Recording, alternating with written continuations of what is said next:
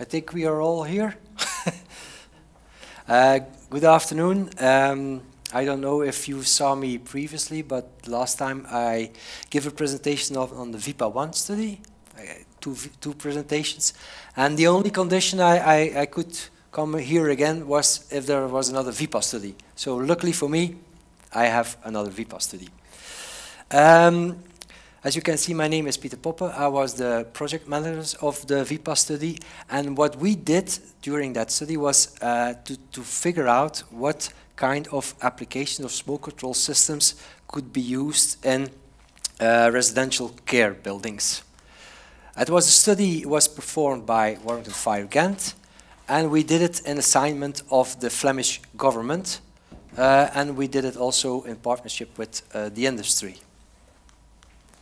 I will tell you a little bit more on, first of all, a small introduction, of course, what the VIPA studies are for the people who weren't here last time.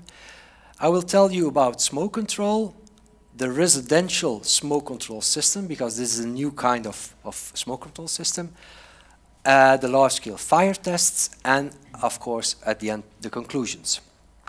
First of all, the introduction.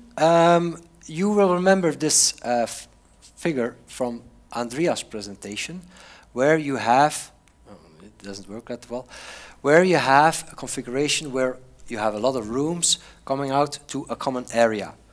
These common area can have a lot of combustibles, meaning that if you have a fire, the evacuation of the person from the room is no longer possible. So VIPA wanted to see if instead of compartmentation, you could find a fire safety measure that would allow people to evacuate from the room. And that was the object of the VIPA studies that we did. This is an overview, it's a large table, but it's an overview of the VIPA studies, where you see that we did the first VIPA study in 2016. It was together with the University of Ghent. We did 5 large-scale tests, if you remember that.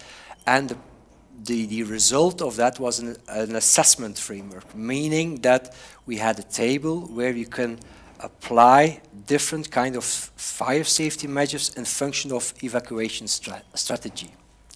The VIPA II study and the VIPA III study were done in the same year, but we did the large-scale fire tests and also additional CFD simulations, but these CFD simulations were more to investigate the effectiveness of a smoke control system.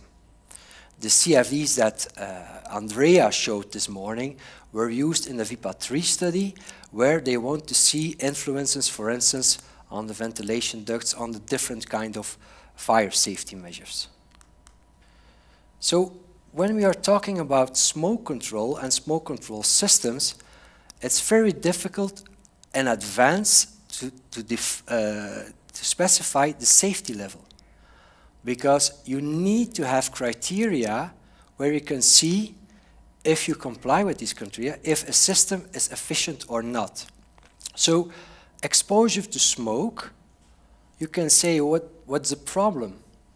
Exposure to smoke, because we have also seen this morning, if you are exposed to smoke, but if you are below a certain limit of temperature or toxicity or whatever, it doesn't matter. Of course, these values are for adults. Adults, meaning self-reliant adults, meaning that they have a short exposure time. But what in case of the elderly? You have to know that VIPA is a department of the Flemish government that's responsible for fire safety in homes for the elderly. So you have to keep in mind this is fire safety for elderly people. Also, smoke exposure is not only a problem for the one who wants to evacuate, but also for the one who has to assist the problem, and also can be a problem for the fire brigade. So the conclusion in this study, and it's very important, for non-self-reliant people is you limit the exposure to smoke, meaning that the limited exposure only applies to visible smoke, and you have to have a smoke-free layer of at least 2.1 meter. So this is the basic safety level that we will apply to see if the systems are efficient or not. This is completely, or can be different than what we heard this morning, where you have other kinds of criteria. These are the criteria we are looking at. During this presentation, if you have any question or remarks, please do them at the time. The previous presentation was very good for that, so immediately feedback. So yes? Is that at least a smoke-free item of 2.1 meters? Yes. Do you also take account the temperature of the smoke? No. Okay. We just limited the height, but I can assume that the temperatures that are in the literature to be found can be used.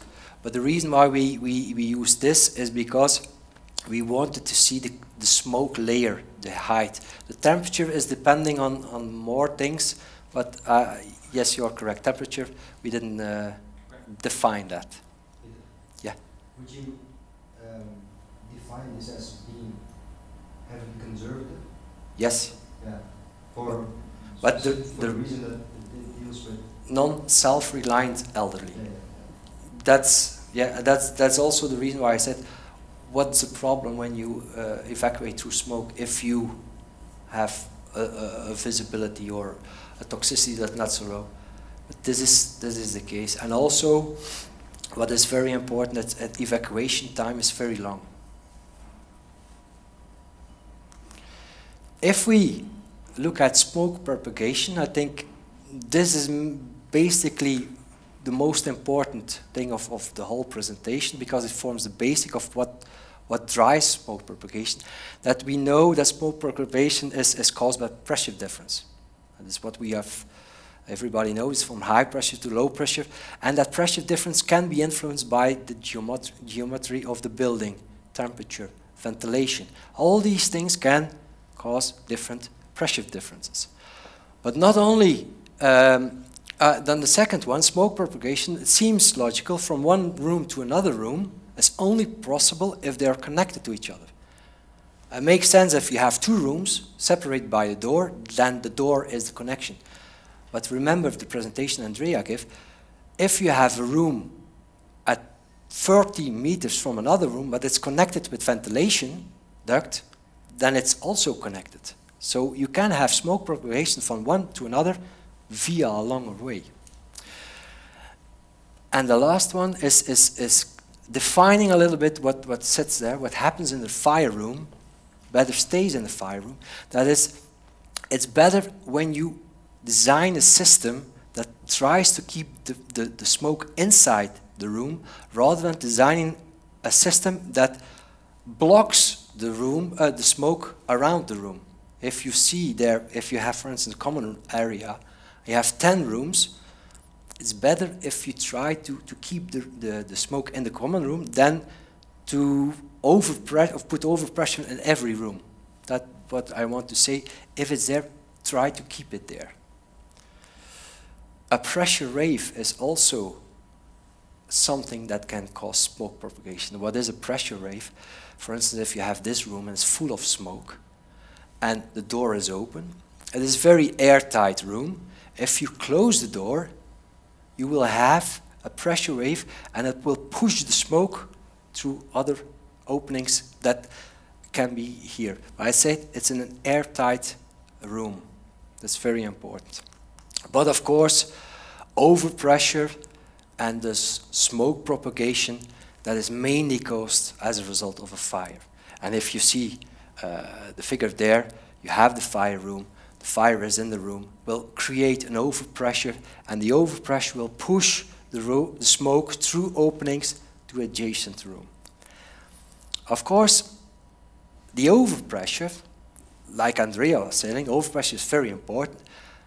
As the magnitude is mainly defined by two things. It is the airtightness of the room. The more airtight, the higher the pressure.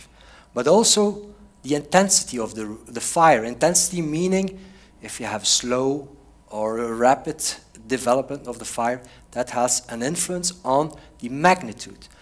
But overpressure will always lead to smoke propagation. That meaning, if you have a very small overpressure, it will have smoke propagation. But of course, the amount of smoke will depend on the peak of the overpressure, of course, the duration of the peak, and the openings. These are the things that drive, will define the volume rate. And to summarize this, and I'm glad that you mentioned it, Andrea, but this is kind of summary that gives the influence of parameters on the overpressure. And I have to say, these are indicative values, qualitative, not exact ones. What I mean to say is, we have small leakage area. I don't define the area, I just say small. I have a normal and I have a large leakage area. I don't define it, you have values here, but I will explain why these values are there. What I want to say is, if you have a small leakage area, it's very, very airtight. At that moment, the fire is ventilation controlled, meaning that if the oxygen is no longer there, the fire stops. And if the fire stops, the pressure stops. Normal leakage, that means it's not very airtight, but for instance, buildings of let's say 15 years ago. So nowadays more and more airtight, normal leakage. If you have large leakage, then you can have a small opening, but it can be also a door. And that's the reason why I put ventilation or fuel controlled. If you have an opening, it can have an influence on your pressure, but it will not be sufficient air to have further development of the fire. If you have your door open, the fire will grow. These are 3 parameters, and then I have a large and a small volume. Again, I don't quantify that. I just say, for instance, a room, and for instance, a common area. And what I want to show you is the influence of the leakage area. And you see, if you have a large volume, you can have maximum, I say maximum, it's not 1000, but to give an order of magnitude, 1000 Pascal. If you have a normal leakage, it will be 100. If you have a large leakage, it will be 10. It's just to give you an impression of the influence of the leakage area on the peak of your overpressure. And you can see that the difference between large volume and small volume, I've put the same there.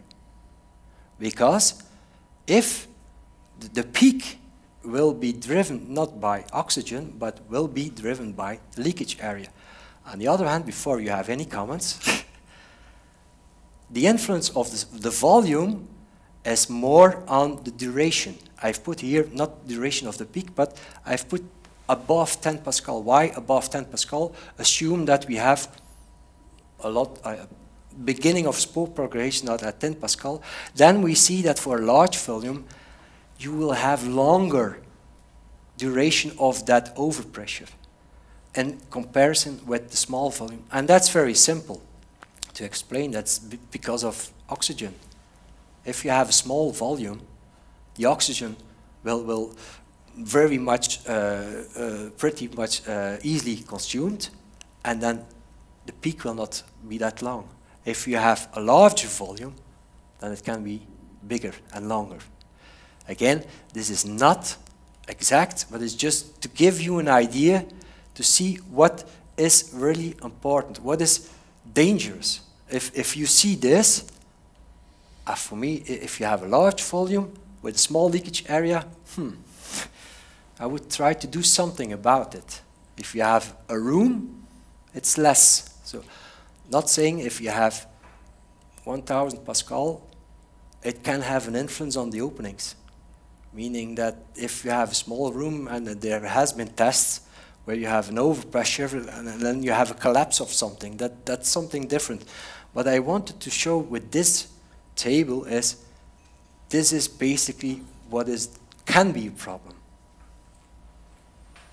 What also mentioned, I put in the table, that if you have ventilation controlled fire, that you have an overpressing at the top of the bottom. If you have a fuel one, meaning that the fire can grow, meaning you need your inlet, so you have under pressure at the bottom and overpressure at the top. And this is very important because the location of your opening is also important. Where you have your openings. If we have seen the presentation of Ruud, where you saw, he said, at the bottom of the door, you had smoke propagation. That's is only possible if we are in a situation where you have overpressure at the entire height. If you have an opening there, you would not have smoke propagation at the bottom. Any questions on this table? No? Then it's very clear. The residential smoke control system. This is the name of the system we called at the end of the study. To be honest, in the beginning of the study, we didn't have a name because it was so new, we didn't know how to call it. And we called it at the end, we called it a residential smoke control system. Why? Because it will be mainly used in residential buildings. A residential meaning low user height. We are not talking about very big volumes as here. So we know the smoke control systems we know can be divided in two. We have, first of all, where we want to obtain a clear smoke-free height. That's one application. What is very important there, that you have a very great height, because otherwise it's not possible to do that.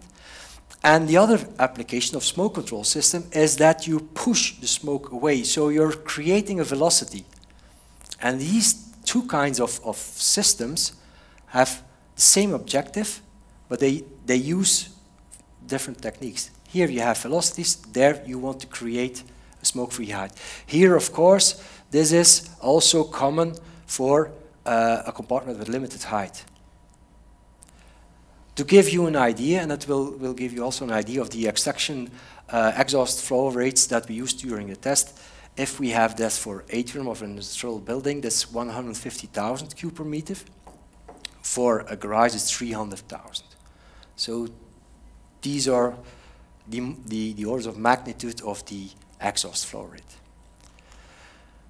The residential smoke control system is, like I said, is a new system, but it uses components that are commonly used.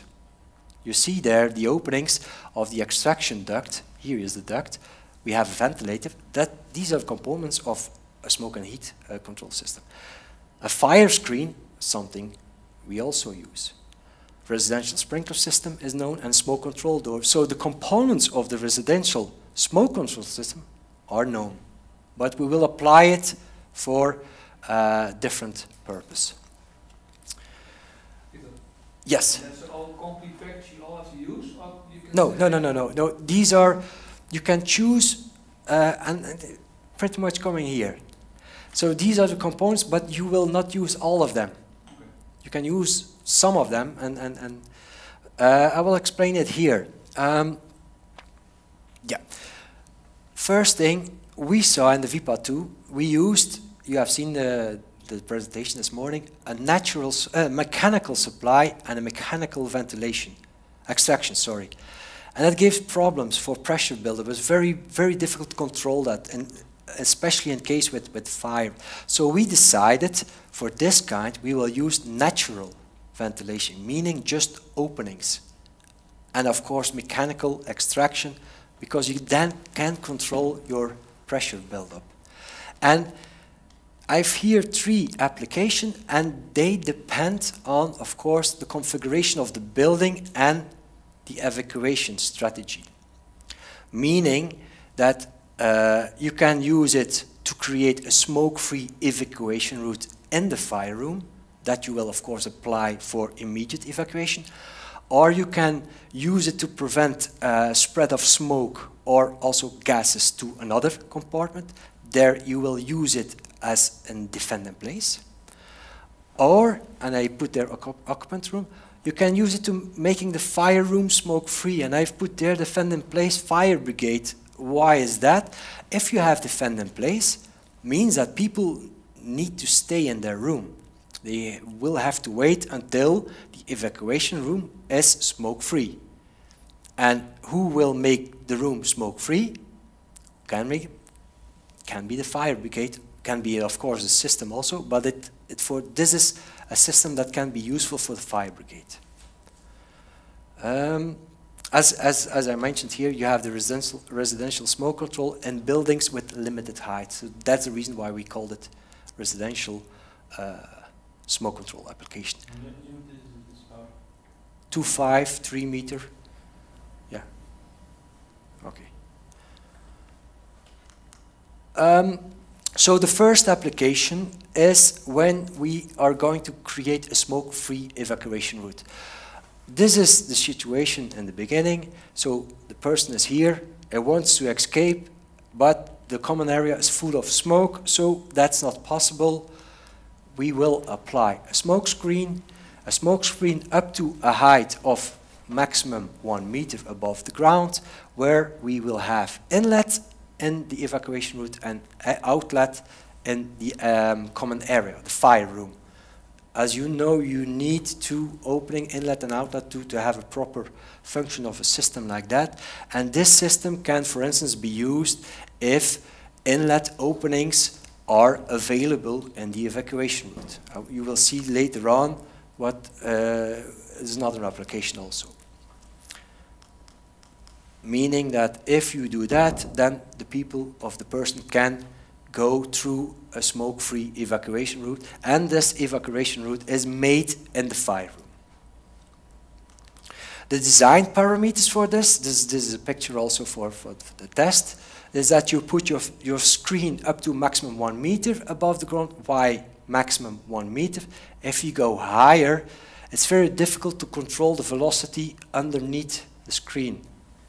It will be not so uniform, so the lower you go, the better you can control the velocity, and that's the reason why we do it up to maximum 1 meter. And of course, if you have only 2.5, it makes no sense to do it up to 2 meters. Mechanical exhaust in the fire room, like I said, inlet openings in the evacuation route. These are here from during the test. And the purpose of this was to create a minimum air velocity underneath the screen, in order to prevent that the smoke that's coming from the fire room will enter the evacuation route. Peter, Yes? what was the velocity the system was designed for?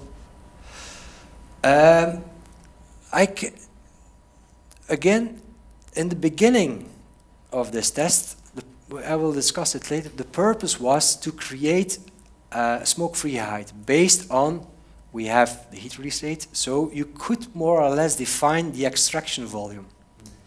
We did it like that in order to have as low as possible velocity underneath, because we will see later on the higher the velocity, the more turbulency and so on.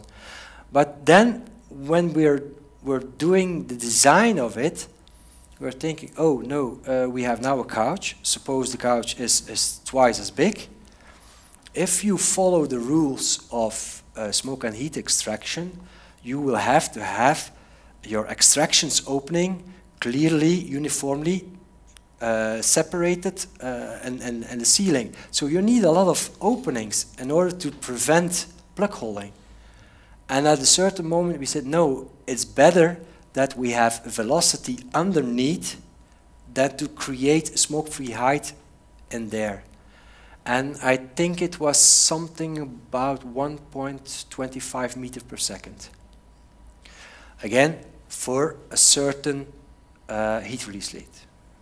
If the heat release rate is bigger, then it can be possible that the velocity will be higher, but it's something we have to define.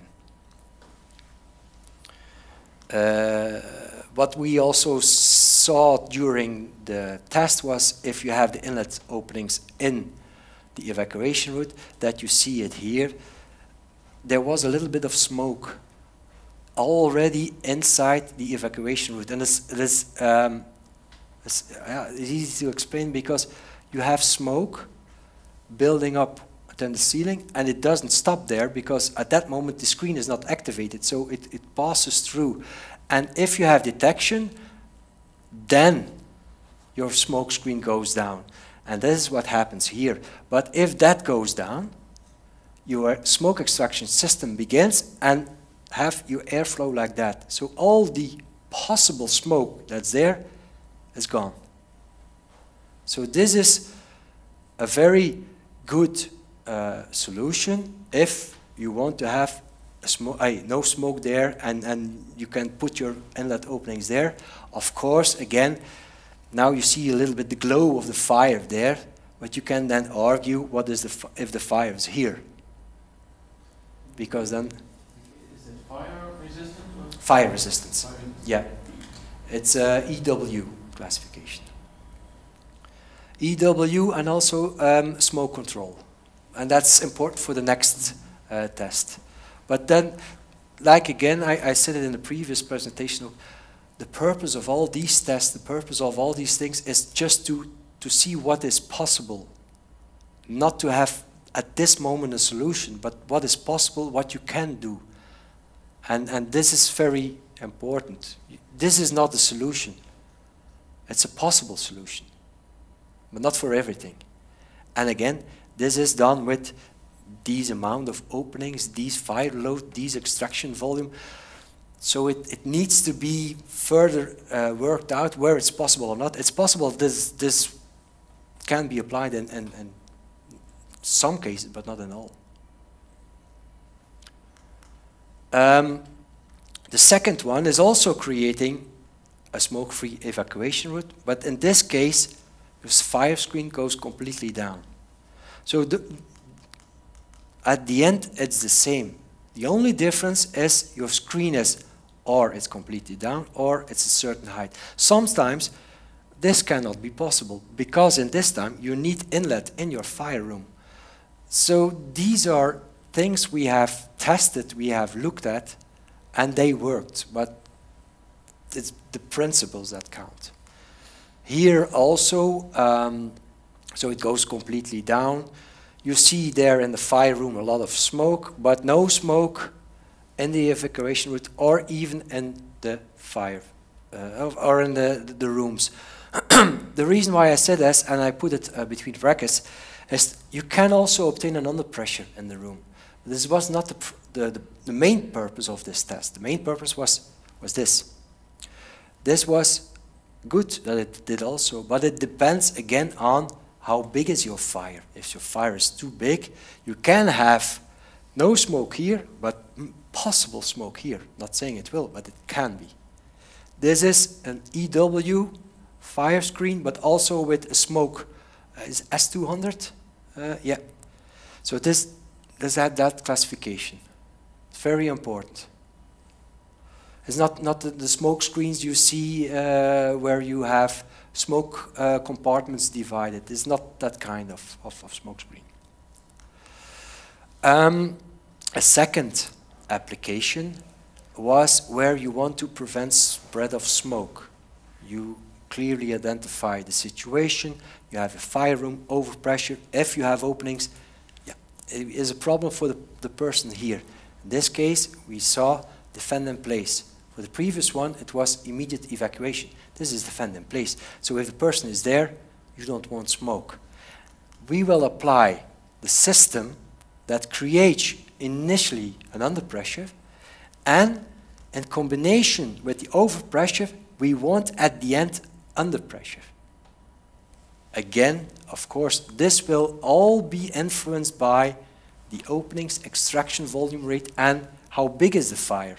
Because I think you can imagine if you have a small extraction rate and you have a big fire, you will eventually have overpressure. So this is also something, what the idea behind it, to do it like that. Design parameters are very simple. That everything is in the room, the mechanical exhaust, inlet openings, and you want to obtain pressure, under pressure in the fire room. A third application is making the fire room or evacuation route smoke-free. Now, we have to divide it in 3 phases of the fire. First phase of a fire, you see there, you have small heat release rate, small smoke production. Then you can obtain a pretty nice smoke layer there. If you apply smoke control system with low velocity, then you can obtain that. But of course, you have to keep in mind that the thickness of the smoke rail will be minimum 1 meter. Why I say 1 meter? We have looked at it also. It's not because you have a very small fire that the thickness of your smoke layer is also a minimum. So you will always have minimum 1 meter as smoke layer, meaning that if you have 2.5 meter user height, you will not be able to use that. And also, this is for a fire growing, the initial stage. And we all know that the fire will grow. And if the fire grows, or sprinklers is activated, or a smoke control system is activated with higher velocity, then we have turbulence. And if you have turbulence, it's not smoke-free. You cannot pass it. Meaning that the system, as soon as the fire is growing, you will not be able to make the fire room smoke-free with the smoke control system. The only possibility you have, if the fire is completely out, if there's no more smoke production, then you see your system is working as a kind of ventilation system. There's no more fire, you're just refreshing the polluted air by fresh air. That's then basically the function of that. Are there any questions on these 3 applications so far? What's then your solution for making those rooms smoke-free? Because you said when the fire is growing, yeah, you get turbulent air, so the room isn't smoke-free anymore. Yeah, that's correct. And that means that you cannot use that system for that. Okay. So if you want to apply immediate evacuation, that's a conclusion. You cannot use that. You have to use another. Like I said, we have done 5 large-scale tests. We'll briefly go to them. First of all, the reference test. You have seen this configuration this morning, so you all know what is, and you remember it, because it was the first presentation. So basically what we try to do here is to see the influence of the difference of a fire-resistant door and a smoke-controlled door. Of course, when is this interesting? If you have a relative large overpressure. If you don't have any overpressure, it's okay. That's the reason why we closed all the doors. And when I say this was a normal, leakage area, we wanted to see what it would do. Also, we wanted to see evacuation strategy. If we have somebody in that room, can be used, of what can be used in case of defend in place. Because this is, like I said, this is normal leakage area. If you remember the table, suppose this is very airtight, like nowadays more and more buildings are built, can have another problem, because the magnitude is, let's say 100 Pascal. If you do it more airtight, can be 1000. So this is very important. What we saw there, typically that the smoke layer is visible and it descends very quickly, although it's a rather big volume. This is, yeah, I wanted to say, you see this door here, this double door. You have to keep in mind we did these tests. It's an outside construction. Of course, it was it was protected for rain and so on. But these 2 doors were in contact with the surrounding, with the humidity of the air there. We did the tests in the autumn, So at that time, there is a lot of humidity. And the problem we had with that door is we weren't able to put the lock in it. So because of its wood, so we couldn't close it anymore with the lock. So what we did, we forced it to be closed. We clamped it. And during that test, we had a maximum overpressure of around 120. That door was pushed open. Again, this was not locked. You don't have to tell everybody now with 120 Pascal doors flap open, but it gives you an idea of something we are forced to close. It went open. So this was something we didn't expect, of course. We immediately wanted to close it, and at that moment, pressure wave. Why? You have a very airtight room.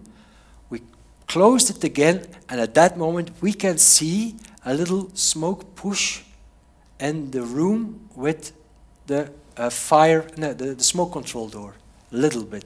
Yeah, I will give away the results of the conclusions, but in the room with the fire-resistant door, there was already a lot of smoke. You didn't see that. But this was very important. We had again, so the pressure dropped immediately. When we closed, the pressure went up all over again. Pressure wave, very important. So. What's the order of magnitude we're talking about? I mean, when you're closing that door, that pressure wave, are we in the order of magnitude of 10 pascals? Or 20 Nothing. Pascals? The door was open. No, but when you close it again, you get a pressure wave? I was able to close it. I did not stay very long there because... I meant, you mentioned there that a pressure wave in the compartment is observed. Yeah. Yeah. You also saw that pressure wave in the experimental data, right? No. No? No. No. No, that's... again, we had two rooms. Yeah. And in the room with the fire-resistant door, there was already some smoke. The one with the smoke control door, there was no smoke, but we looked at the cameras and like a puff. It was not much because it's smoke control door, but we saw something. And you have to imagine then if you have other openings, you can push it through it. So this, like I said, it was something we didn't expect it, but I'm glad it happened because that gave us some, and that made it very difficult for Andrea also, because the pressure went up, and normally it goes down because of no oxygen, but then the door opened, oxygen went in, and then you see again the pressure going up again because of the oxygen coming in. I give it away, of course, here. You have the fire-resistant, that's the room with the fire-resistant door. This is the one with the smoke control door. We also measured CO there, and I have to be honest that the values in that room were, you could survive in that, but if you see these two pictures, would you stay in such a room? I don't think so. Again, this is visible smoke. Toxic gases that are not visible will be pushed there also. So that was the biggest conclusion there. The sofa was partly burned out, of course, because of lack of oxygen. But the conclusions of this test was the air tightness of the rooms, and this was again a normal leakage area. So if a normal one with a medium, a standard fire curve gave this, that's not so good. And then the difference, of course, smoke control, those are more efficient. Makes sense because I've said that if you have the same magnitude of overpressure, then the volume going through the openings depends, of course, of the area of the openings. And the area around the openings of a smoke control door are, we've seen it this morning, are let's say 20 times smaller than a fire-resistant door. Pieter? Yes? The smoke control door is this just for ambient air or has it Both. Both? Yeah. Okay. Yeah. Yeah. So you say in same like situation in the building. You have to use all those walls and doors have to be hard to handle. Yeah, I've had the question there also, and in the previous presentation, why did you use doors? Why did you not use, for instance, well, I know in the Netherlands, you have your airtightness of rooms, compartments. Yeah. We only did the doors because at this moment, this is the only one that can be classified via the European system. But again, the purpose of this research and all the smoke propagation is to prevent the pressure buildup. We wanted to see what can help in case of it doesn't work. Then you see, okay, smoke control, but that you can also apply it for fire dampers because fire dampers are also very airtight. But to be honest, with cables going through something, through the wall, I don't know. This depends on how it's done, and you cannot. To be honest, I don't know how you do it in the Netherlands, because I know there's a standard, a Dutch standard for how you calculate it, or you can test it. You can test it. And what they say, you can test it like the NEN 6075. Yeah. And before that, they did it to use the old 1363 Yeah. penetrations, and they used the integrity and used an airtightness test. And they said if you succeed on both, you have a S200 classification.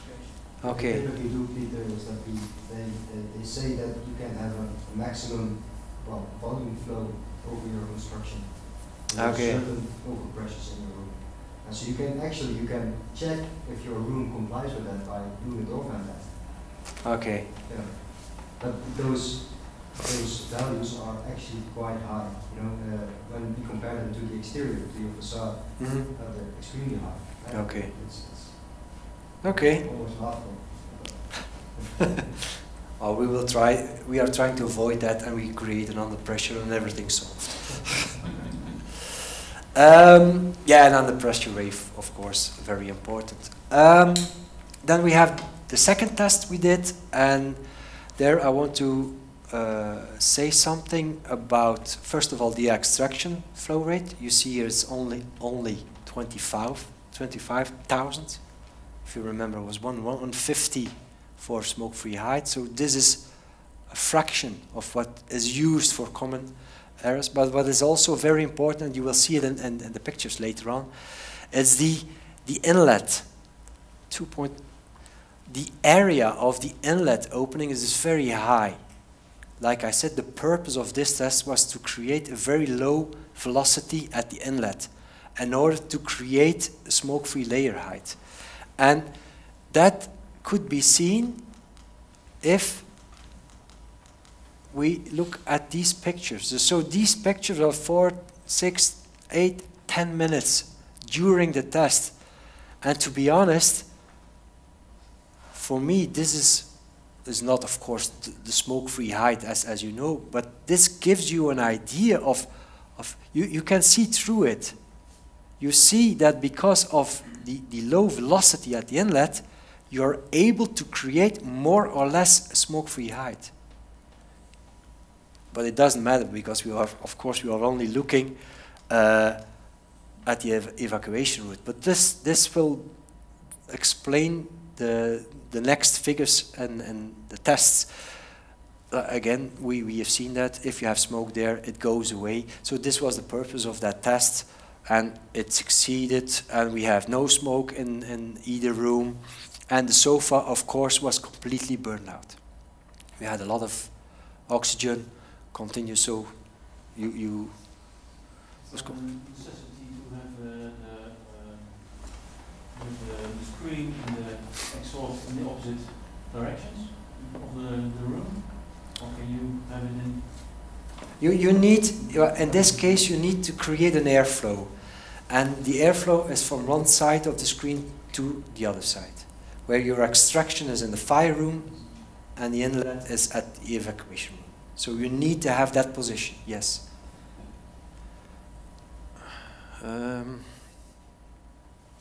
There was also a question okay, saying that, okay, this is with the couch, but what if it's bigger? Well, if the fire load is bigger, how will you control that and so on?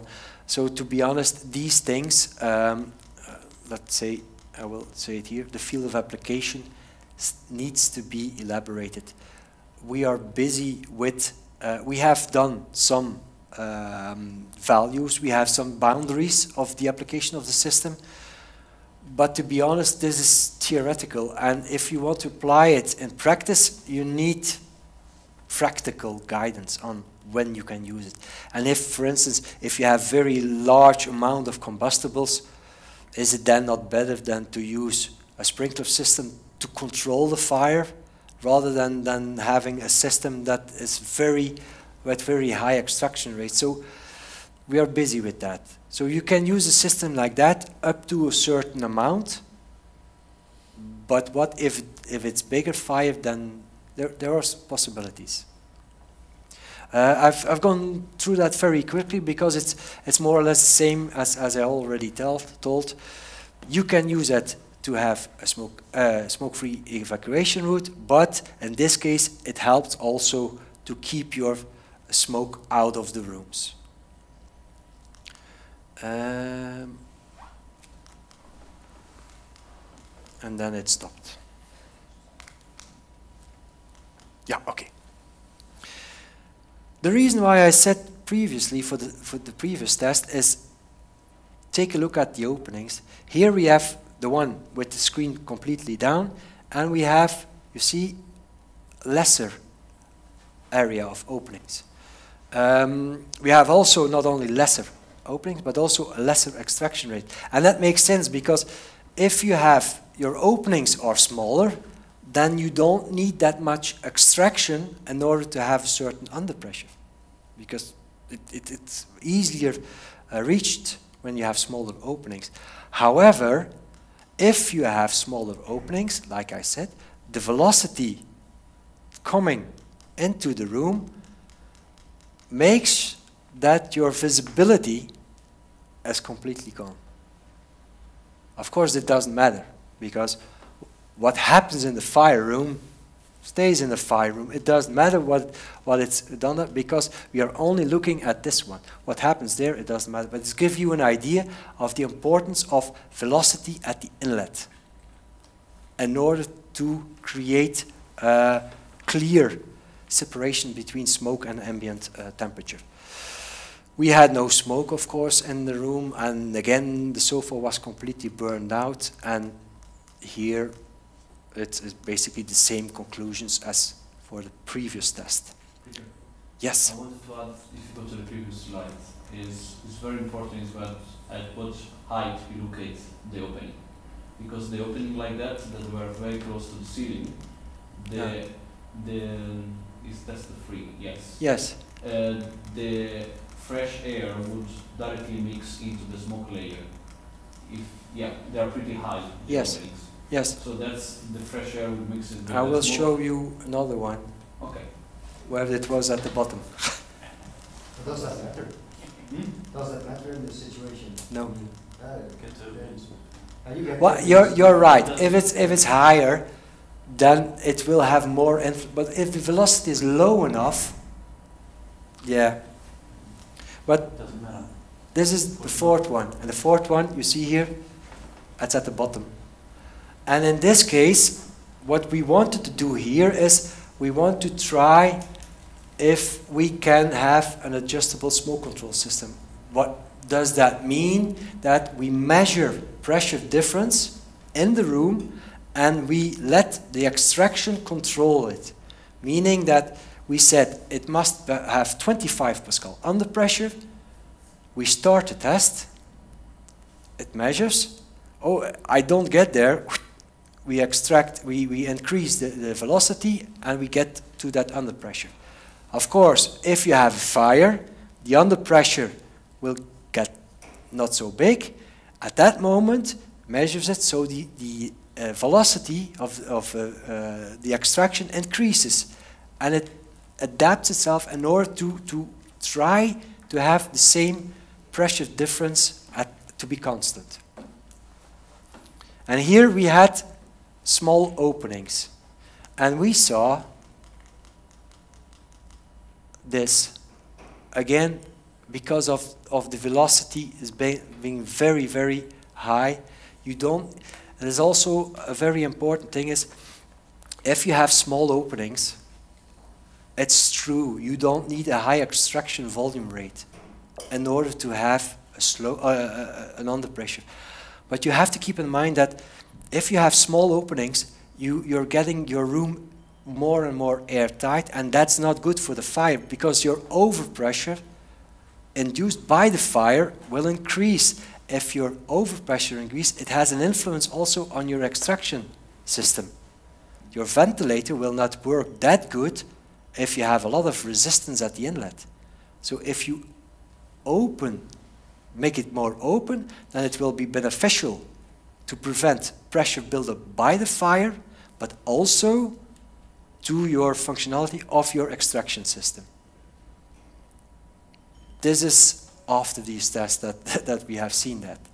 But this is very important. So the inlet openings, we have seen that, again, the table there.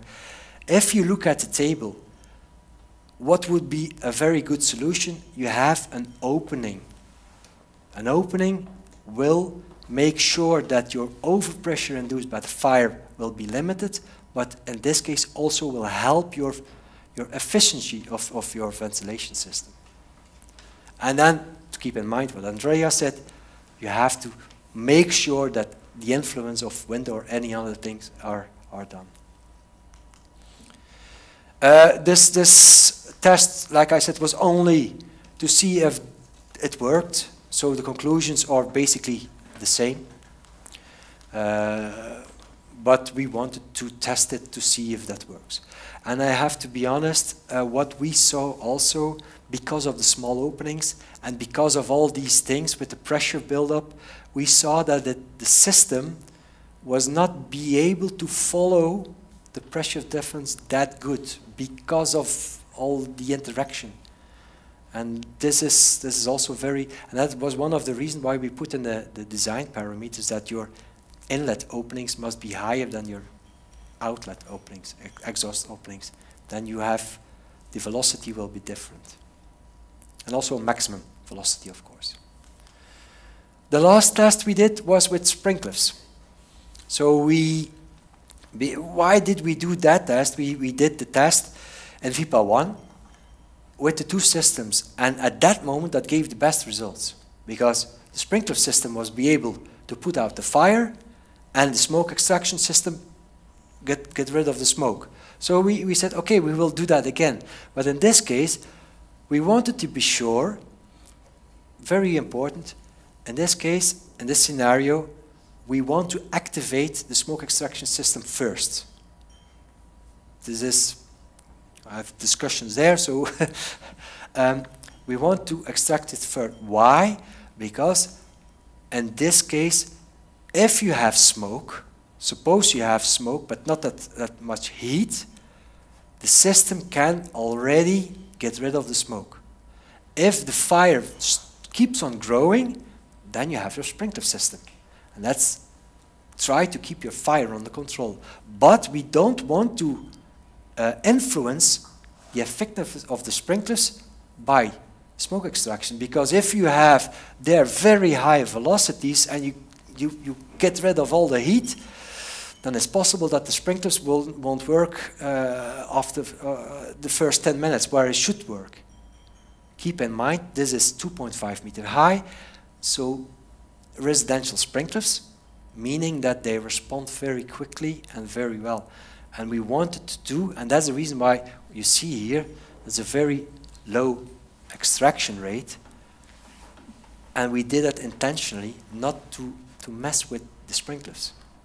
Because the purpose of this test is we want to have that the sprinklers put out the fire, and we want to see if that happens, can we get rid of the smoke with the system, the smoke extraction system. And therefore, we had evacuation strategy. We wanted to see if it was okay, or was be able to do that, immediate evacuation or defend in place as the previous one. If we can, have an immediate evacuation through the fire room, because we saw if you don't do it, it's full of smoke and so on.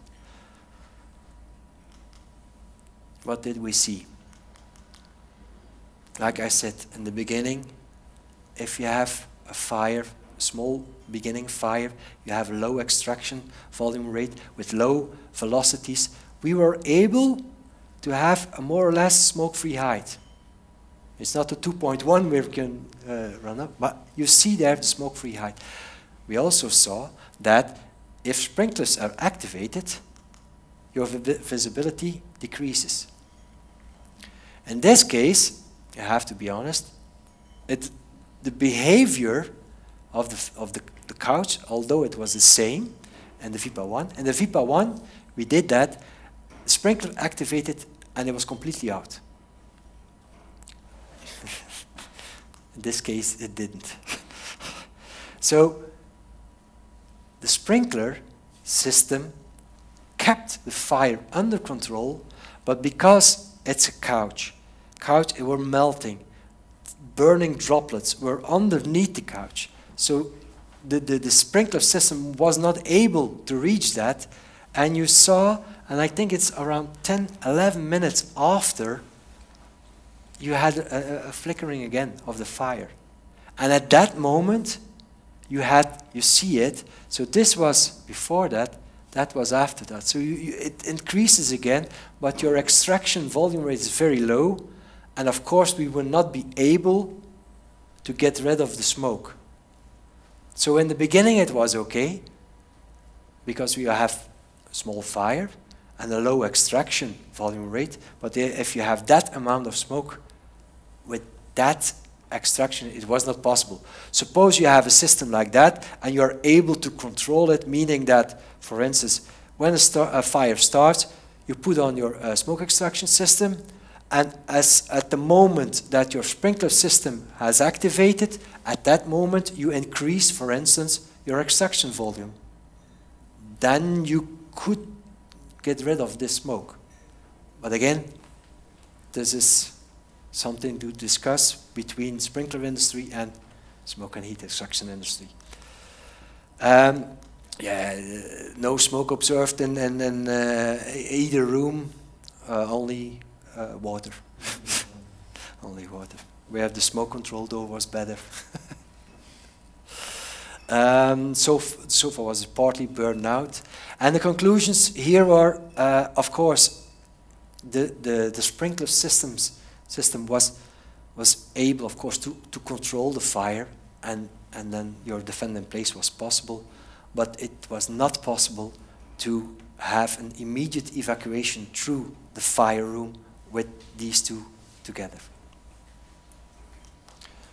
And the field of application, again, this will have to be elaborated later. The conclusions of this study, again, the purpose of the title of the presentation was residential care buildings.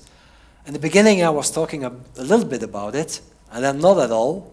And now I come back to the residential, because we begin with vulnerable person, elderly, and you have to limit exposure to smoke to these people. This is very important. This group of people, of course, for other people also, but this is very important. A room, I say a room or a fire room, it's not, smoke can also be in a room, not only a fire room, but can all be made smoke-free by a smoke control system. Smoke will not disappear from itself. So you need one kind of system. It can be a system that we have seen, but can be a system that the fire brigade use. If they enter a building, they can use ventilators. If at the other end there's an opening, they can, that's a smoke, for me that's also a smoke control system. So you cannot make smoke just disappear. That's what I want to say. And this is for me the most important one. You have to take measures in order to prevent the pressure buildup. Because we have seen presentation this morning from Ruud from Andrea. Here you will see other presentations. It's always the same. If you are looking at smoke propagation, it begins with pressure buildup.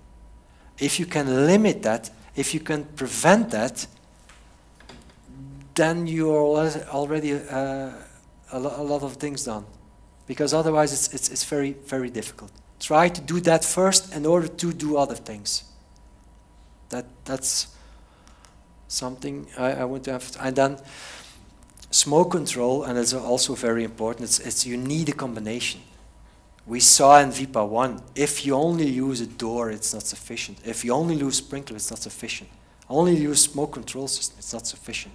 You have to combine these two things. And it depends on your evacuation strategy or your geometry, what kind of system you will use, but you will have to use a combination of these. And finally, the residential smoke control system. That's the new one. This can be used for two kinds of evacuation strategies. What is also important that you have a low extraction volume rate compared with the normal one, and you also need not that much openings compared to a standard smoke extraction system. And it's so innovative that at this moment there are no reference for design, but in Belgium they are working on a document to describe all these things, and all these three applications will be written where you have your limits, where you can use it for, how you can use it, how you can install it, how you can verify if it's properly done, and so on. So we're currently busy with that. Should you would like to see the study itself, these you can download it from the internet. Thank you. Any other questions? No, you want to go to barbecue. So, just one question. Yeah. A little remark. The test 2 and 3, when you use these 5 barriers, yeah. How you activated them? Is it manually? Yeah. Manually. They're not attached to any detectors? No, for the purpose of the test we did it manually, but in practice it will be connected to the detection system. Okay, it's a separate detection system, or is it like divided with this heat alarm detector or smoke alarm detector? Smoke. Okay. Smoke. So that's the reason why we started it to descend 90 seconds after the test, because we wanted to be conservative, and we said, okay, normally after 90 seconds we will have detected it, and we will, at that moment, the signal will be given to lower your screen, and then 120 seconds later your smoke extraction is done, because it needs some time to go down.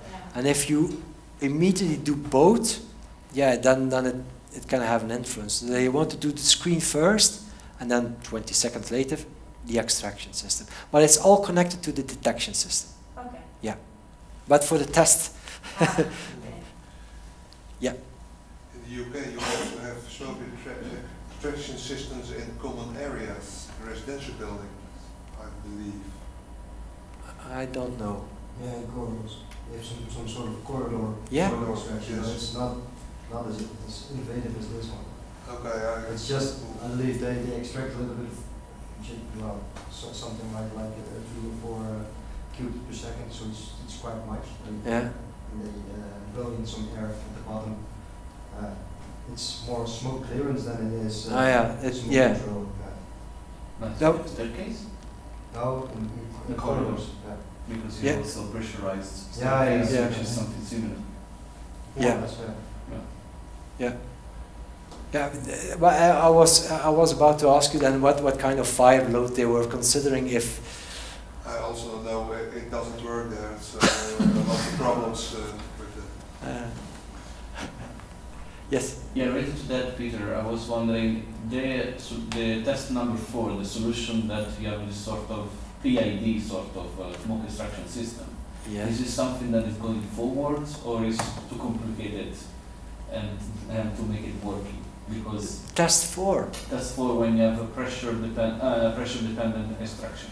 Yes. This is something is going forward. Yes. Yes. Too complicated to make it working. No, it's not that complicated, but we will lower the fixed under pressure because for the test we put 25 Pascal under pressure. It seems not much, but if you open doors or other openings, then it can have an influence to obtain that under pressure. And to be honest, if you have 5 or 10 Pascal under pressure, that's already sufficient because it's under pressure. So we will lower the amount because it's more controllable then.